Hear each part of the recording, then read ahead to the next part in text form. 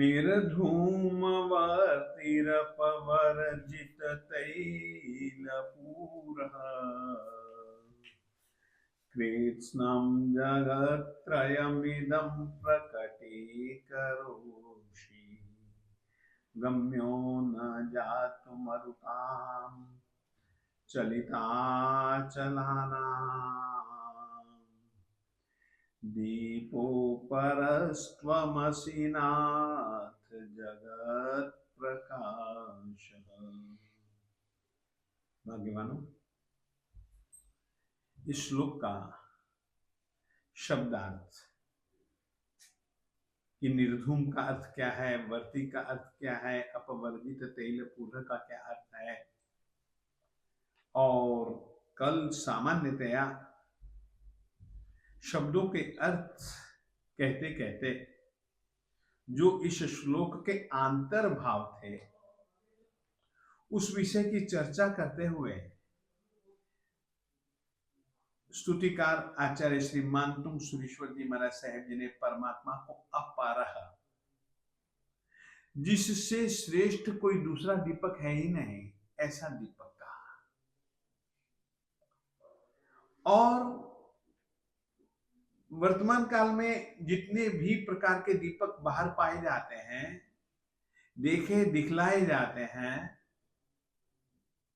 उनसे परमात्मा जो कि स्वयं एक दीप स्वरूप है, उस दीपक में और परमात्मा रूपी दीपक में क्या अंतर है, उसकी विचारणा तो अपन लोगों ने सामान्य तौर पर की, मगर वह अंतर क्यों है और उस अंतर का कारण अपन जब जानेंगे ना, और परमात्मा के सामने तुम जाओ ना, तो हम चाहते हैं तुम्हें भी वैसा दीपक याद आना चाहिए और वैसा दीपक बनने के लिए तुम्हारे दिल में भी संकल्प पैदा होना चाहिए और वैसा प्रयास भी तुमको करना चाहिए। मैं तुमसे पूछूं, तुम शीशे के सामने क्यों जाते हो? क्या दर्पण को देखने के लिए जाते हो? दर्पण के सामने खड़े होकर के क्या देखते हो? क्या दर्पण को देखते हो? नहीं, दर्पण के सामने खड़े होकर के तुम दर्पण को नहीं देखते हो। दर्पण में जो तुम्हारा प्रतिबिंब पड़ रहा है, तुम उसको देखते हो। और यदि दर्पण में दिखने वाले प्रतिबिंब में तुमको कहीं पर खराबी नजर आती है, अपने चेहरे पर, अपने शरीर पर, अपने कपड़ों पर, तो तुम उसको धो लेते हो, उसको साफ कर देते हो। दर्पण तुमको तुम्हारा स्वरूप दिखलाता है और तुम तुम्हारे स्वरूप को देखने के लिए उसके सामने जाते हो। दर्पण तो जैसा है वो तो वैसा ही रहता है। परमात्मा के मंदिर में कभी भी जाओ, परमात्मा की मूर्ति के पास कभी भी जाओ, प्रतिमा के पास कभी भी जाओ,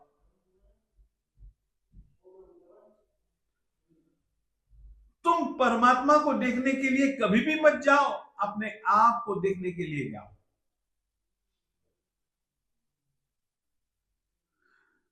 परमात्मा एक दर्पण है। परमात्मा की जिंदगी, परमात्मा की आत्मा अपने आप में एक दर्पण है। उस दर्पण के सामने खड़े होकर के दर्पण को देखते हुए तुम स्वयं को देखना चालू करो। स्वयं तो हम सदोष हैं, दर्पण निर्दोष है, और उस निर्दोष दर्पण में देख करके हम अपने दोषों को पहचानने के लिए वहां जाते हैं और अपनी गलतियों को, अपनी खराबियों को सुधारते हैं ना। परमात्मा कैसा है, परमात्मा को देखने के बाद यदि तुम्हें अपने आप को देखना हो तो इन श्लोकों का सहारा लेना पड़ेगा। भक्तामर का हर एक श्लोक हमारे लिए एक दर्पण है।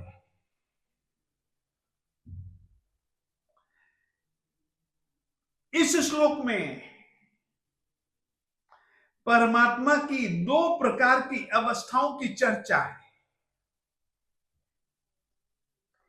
एक चर्चा है जब वे साधक थे,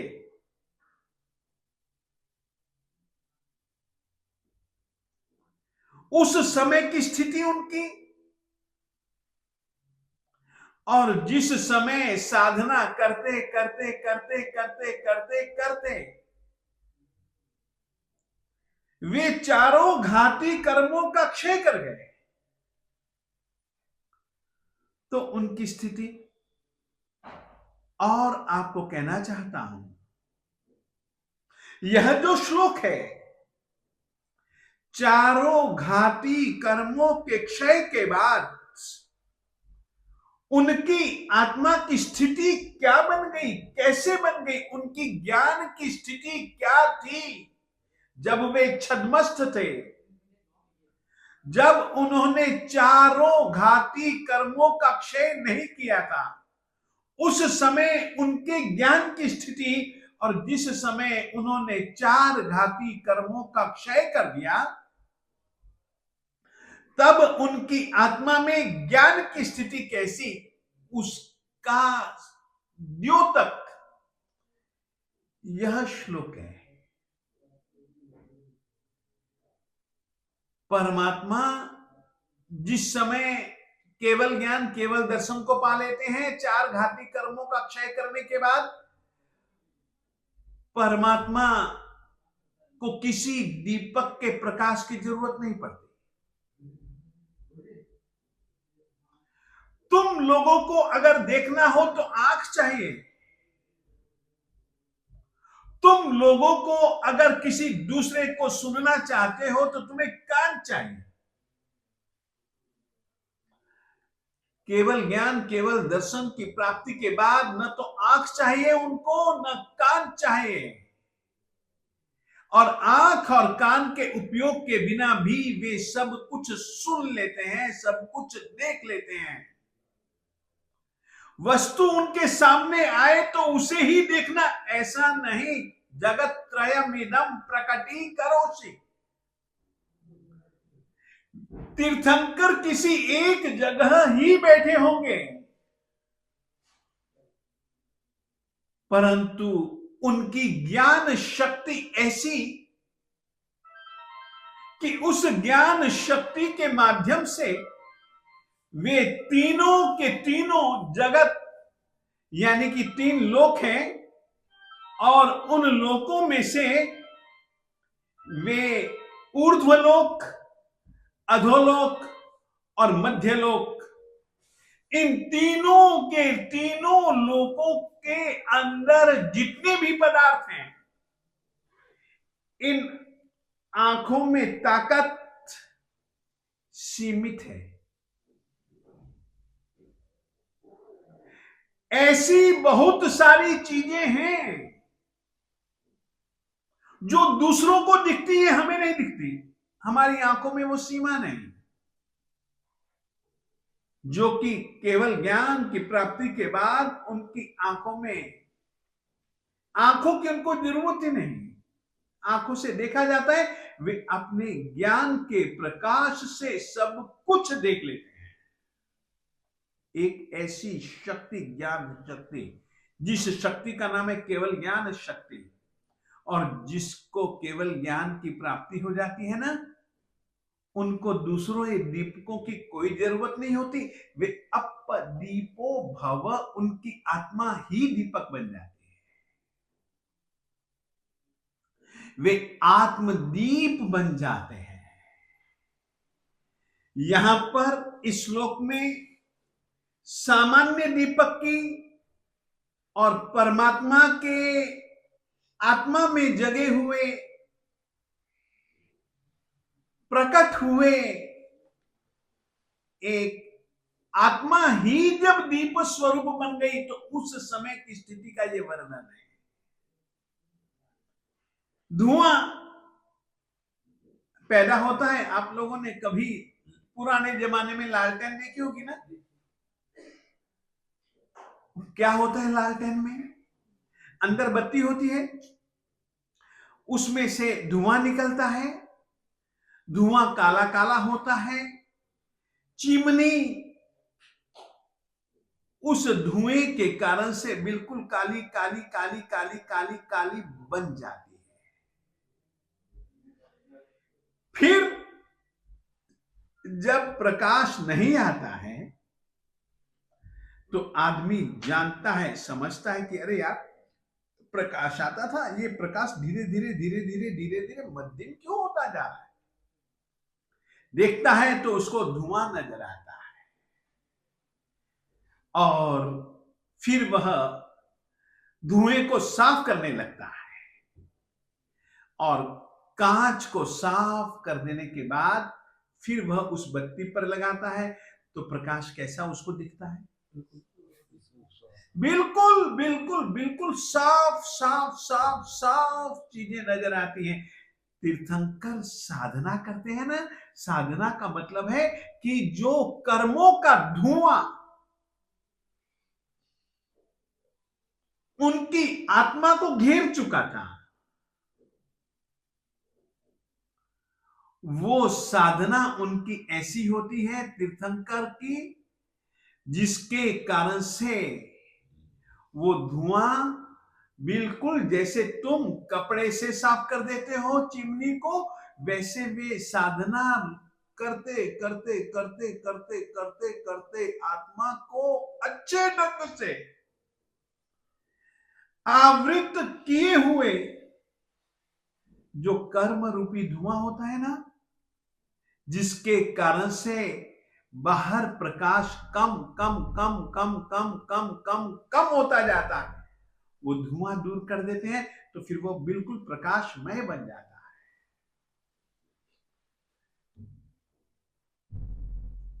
ये साधना है। वे जब साधक थे तब उन्होंने ऐसी साधना की, ऐसी साधना की कि जो चिमनी थी वो चिमनी को बिल्कुल उन्होंने साफ कर दिया। आत्मा और कर्म, इनका जो संयोग है ना, वो पहले से ही, बहुत पहले से नहीं, शुरुआत से ही चिमनी पे धुआं जमता जमता जमता ही जा रहा था शुरुआत से। परंतु आदिनाथ स्वामी जी ने अपने अंतिम भव में जान लिया, समझ लिया कि इस धुएं को किस ढंग से दूर किया जा सकता है, तो उन्होंने उस धुएं की कालिमा को दूर करने के लिए चारित्र स्वीकारा, संयम स्वीकारा। रत्नत्रयी के अंतर्गत जो चारित्र धर्म है, जिसका परम विशुद्ध स्वरूप यथाख्यात चारित्र, उसको उन्होंने जीना चालू किया। धीरे धीरे धीरे धीरे धीरे धीरे 1000 वर्षों तक साधना की और वो धुओं को बिल्कुल मिटाया और वे अत्तदीपो, वे आत्मदीप बन गए। ये देखने के लिए हमें अपने परमात्मा के पास मंदिर जी में जाना चाहिए और वे जैसे आत्मदीप बने, अब उनके ज्ञान में से कोई धुआं नहीं है, बिल्कुल परम निर्मल शुद्ध बुद्ध मुक्त आत्मा का स्वरूप। उस स्वरूप को पाने का प्रयास, और ये परमात्मा का ज्ञान कैसा है, देखिए परमात्मा की साधना कैसी है, इसको लेकर के आप इस पद का जरा विचार करें। गम्यो न जातु मरुताम चलिता चलाना। परमात्मा की साधना कैसी थी, ये इस आत्मदीप से हमको सीखनी पड़ेगी। जो मिट्टी का दिया होता है, जो बाहर का दिया होता है, हवा के बिना जी भी नहीं सकता। देखिए, समझो, आप दीपक को रखें और दीपक के ऊपर आप उल्टा घड़ा रख दें, दीपक को हवा नहीं मिलेगी तो दीपक अंदर ही अंदर बुझ जाएगा। हवा उसके जीवन का आधार बनती है, परंतु वही आधार बनने वाली हवा जब ज्यादा तेज चले तो वो जो ज्योति होती है, जो वो वाट होती है, वो कांपने लग जाती है, यानी अस्थिर बन जाती है। परमात्मा की साधना कैसी थी, चाहे अनुकूल उपसर्ग मिले, चाहे प्रतिकूल उपसर्ग मिले, चाहे देवी देवताओं ने दिए, चाहे नर नारियों ने दिए, चाहे त्रियंचों के द्वारा उनको प्राप्त हुए, वे ऐसी साधना थी उनकी कि वे कभी भी अपने साधना पथ से विचलित नहीं हुए। जबकि यह दीपक हवा लगने से हिलती है उसकी ज्योति, परमात्मा आत्मदीप ऐसे थे। ऐसी साधना में अडिगता, ऐसी साधना में स्थिरता,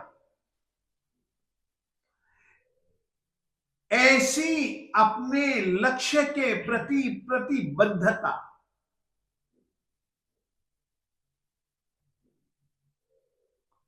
हर उपसर्ग और हर एक परिशह में निश्चलता, ऐसी थी परमात्मा की साधना, जिसके कारण से वे आत्मदीप बने। निर्धूम, इस दिए में से तो धुआं निकलता। अब परमात्मा की साधना ऐसी है, ऐसी उन्होंने साधना की, ऐसी उन्होंने साधना की, ऐसी उन्होंने साधना की, कुछ भी करे अब किसी भी कर्म का बंधन नहीं हो सकता।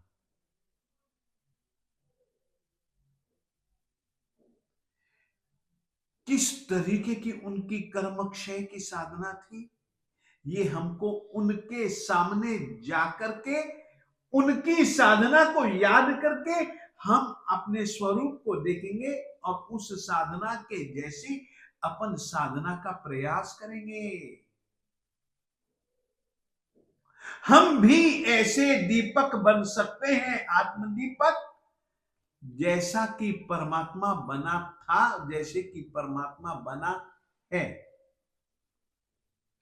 परंतु हमको भी कर्मक्षय हमारा लक्ष्य होना चाहिए, और कर्म बंधन के जितने भी हेतु हैं, उन हेतुओं के उपस्थित होने पर भी हमको अडिग रहना है अपनी साधना के प्रति। ये साधना का परिणाम था। ये ज्ञान जो उनको प्राप्त हुआ, उनका देह भी अपने जैसा ही था, औदारिक शरीर ही था। उनके शरीर में जैसे कि हमारे शरीर में सातों धातुएं पाई जाती हैं, वैसी ही सातों धातुएं, रस, अश्रिक, मांस, मेद, अस्थि, मज्जा और शुक्र, ये सात धातुएं जैसे हमारे शरीर में पाई जाती हैं, वैसे ही सातों की सातों धातुएं उनके शरीर में भी पाई जाती थी। शारीरिक दृष्टि से कहीं कोई ज्यादा अंतर नहीं। हां, पुण्य प्रकृतियों के प्राबल्य के कारण से, और हम पुण्य प्रकृतियों के क्षीणता के कारण से हम वैसी दृढ़ काय वाले हम नहीं। थोड़े से क्षेत्र को प्रकाशित करता है, जबकि आत्मा का दिया अगर कोई देख लेना तो तीनों के तीनों लोगों को प्रकाश से जगमगा सकता है। सब कुछ उसके लिए प्रत्यक्ष दिखता है।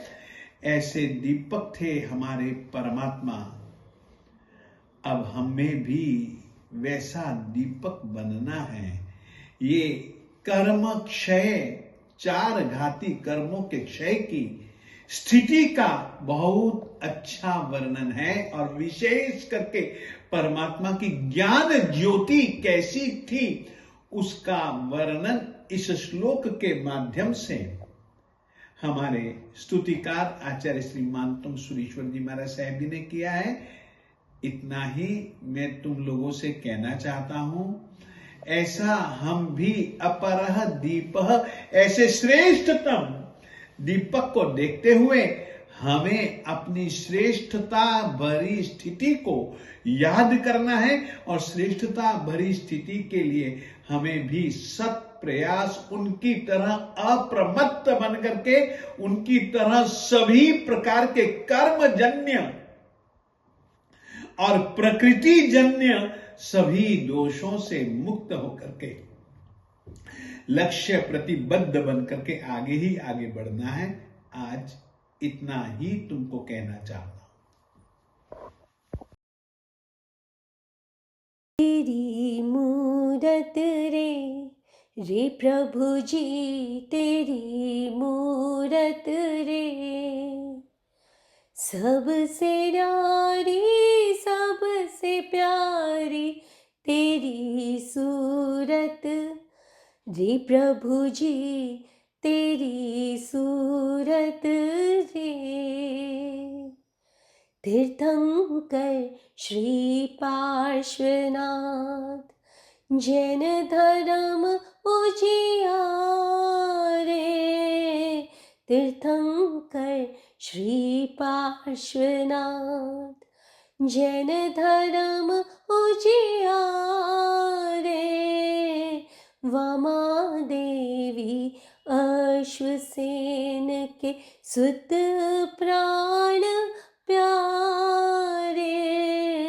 तीर्थंकर श्री पार्श्वनाथ, प्रभु जी तोरी,